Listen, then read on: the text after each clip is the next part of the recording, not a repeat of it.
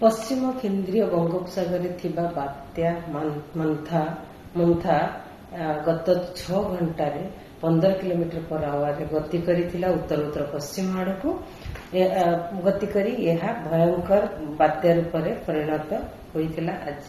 सकाळ 5:30 रे जहाँकि वर्तमान गोपालपुर ठारू 550 किलोमीटर दक्षिण दक्षिण पश्चिम दिगरे रही उत्तर उत्तर पश्चिम दिगरे गति करी आज 28 अक्टोबर संध्या किंबा राति पाखापाखि मछलीपट्टनम आउ कलिंगपट्टनम मध्य आंध्र उपकूल अतिक्रम कर संभावना रही जोटा कि काकीनाडा पाखापाखि आउ क्रॉस कला बेले तार इंटेंसिटी रहिबो सिवियर साइक्लोनिक स्टॉर्म किंबा भयंकर बात्या आउ सेते बेले क्रॉस कला बेले विंड स्पीड रहिबो 90 to 100 kilometre per hour gusting to 110 kilometre per hour जमती आम फोरकास्ट देइथिलु रेड कलर वार्निंग जारी करिछु गंजाम गजपति रायगढ़ कोरापुट मालकानगिरी नवरंगपुर कलाहांडी जिले में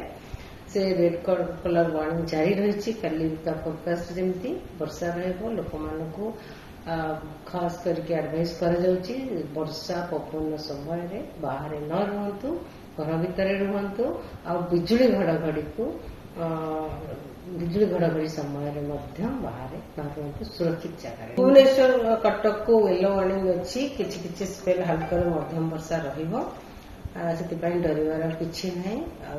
कामा जगह प्रबल वर्षा भीषण बात्या रूप नहीं वर्तमान आमर केन्द्रीय बंगोपसागर